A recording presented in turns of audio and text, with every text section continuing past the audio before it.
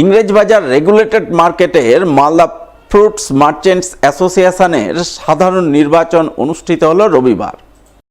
এদিন Malda merchants chamber of কমার্সের পরিচালনায় সুষ্ঠুভাবে নির্বাচন পর্ব অনুষ্ঠিত হয়। নির্বাচন প্রক্রিয়া তদারকি করেন মালদা মার্চেন্টস চেম্বার অব কমার্সের সভাপতি জয়ন্ত কুণ্ডু, সম্পাদক উত্তম বসাক সহ অন্যান্যরা।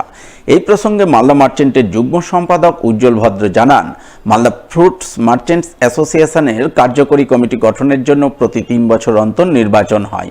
সেই মতোই আজ 2024 থেকে 2027 সালের কার্যকরী কমিটি গঠনের জন্য নির্বাচন হচ্ছে। সংগঠনভুক্ত মোট 143 জন সদস্য 11 জনের কমিটি নির্বাচনের জন্য তাদের ভোটাধিকার প্রয়োগ করছেন। মার্চেন্ট অ্যাসোসিয়েশনের রেগুলেটেড মার্কেটে এদের ত্রিবার্ষিক ভোট হচ্ছে 2024 এবং 27-এর কার্যকরী কমিটি।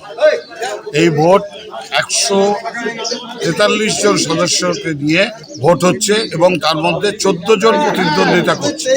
তার মধ্যে 11 জনের কার্যকরী কমিটি আগামী 3 বছরের জন্য নির্বাচিত হবে। খুব শান্তিপূর্ণভাবে ভোট হচ্ছে এবং এই ভোট পরিচালনার দায়িত্ব মালদা মার্চেন্ট চেম্বার অব কমার্সকে দেওয়া হয়েছে। আমরা মালদা মার্চেন্ট চেম্বার অব কমার্সের পক্ষ থেকে এই ভোটটা পরিচালনা করে আজকেই ভোট গ্রহণ এবং ফলাফল ঘোষণা করব। পরবর্তীকালে এনারা নির্বাচিত কর্মকর্তা নির্বাচন। ওয়েস্ট বেঙ্গল হেলথ ইউনিভার্সিটির অধীনে 2রা ডিসেম্বর সোমবার থেকে শুরু হতে চলেছে এমডি পরীক্ষা। তাই পরীক্ষা পর্ব সুষ্ঠুভাবে সম্পন্ন করতে রবিবার জোর তৎপরতার ছবি নজরে এলো মালদা মেডিকেল কলেজে। হেলথ ইউনিভার্সিটির নির্দেশ মেনে মালদা মেডিকেল কলেজের পরীক্ষা কেন্দ্রে লাগানো হয়েছে সিসিটিভি। এই সিসিটিভির মাধ্যমেই পরীক্ষা পর্বের লাইভ স্ট্রিমিং করে নজরদারি চালাবেন হেলথ ইউনিভার্সিটি কর্তৃপক্ষ। এছাড়াও পরীক্ষা পর্ব সুষ্ঠুভাবে সম্পন্ন করতে থাকছে সব ধরনের নিরাপত্তা ব্যবস্থা।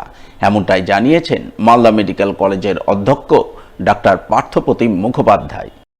আগামীকাল থেকে আমাদের এখানে স্নাতকোত্তর স্বাস্থ্য বিশ্ববিদ্যালয় ওয়েস্ট বেঙ্গল হেলথ ইউনিভার্সিটির আন্ডারে যে স্নাতকোত্তর পরীক্ষা এমডি এমএস পরীক্ষাগুলো কাল শুরু হচ্ছে।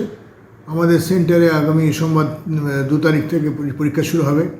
তার আমরা সেন্টার প্রস্তুতি আমরা নিচ্ছি। আমাদের ডিপার্টমেন্ট অফ পেডিয়াট্রিক্সের পরীক্ষা হবে। বিশেষ ব্যবস্থা মানে আমরা এখানে পরীক্ষার সংখ্যক যে একটা এসওপি অর্থাৎ যে একটা নির্দেশিকা বেরিয়েছে স্বাস্থ্য বিশ্ববিদ্যালয়ের, সেই নির্দেশিকা অনুযায়ী আমরা কিছু বিশেষ ব্যবস্থা নিচ্ছি। তার মধ্যে ওই সিসিটিভি কাভারেজ ছিল, সিসিটিভি করা, সিসিটিভি থ্রু দিয়ে লাইভ স্ট্রিমিং হবে, ওটা ইউনিভার্সিটি দেখতে পাবে। এবং আমরা তাদের বডি ফ্রিস্কিং অর্থাৎ তাদের নানান বডি ফ্রিস্কিং চেকিং করে আমরা তাদের হলে ঢোকানো হবে।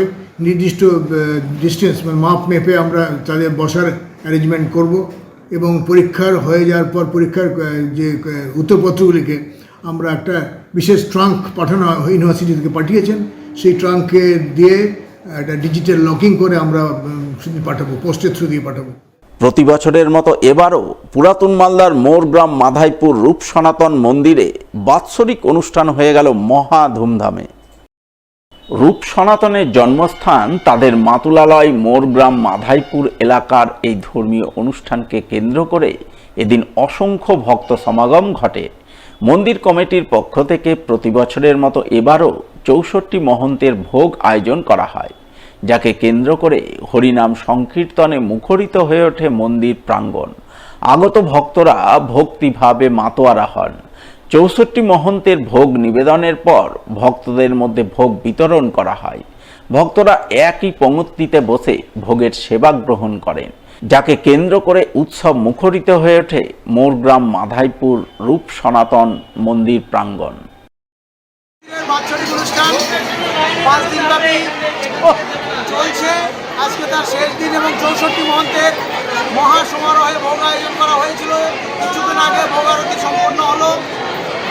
হাজার হাজার মানুষ যারা প্রেম ভক্তির টানে রূপ সনাতনের মাতুলালয় জন্মস্থানে এসে উপস্থিত হয়েছে, তারা সবাই রাধাকৃষ্ণের ভক্ত এবং গৌর গোবিন্দের চরণাশ্রিত। আর এখানে এই সবাই মিলন ক্ষেত্রে মিলিত হয়ে সবাই আনন্দিত এবং উচ্ছ্বসিত।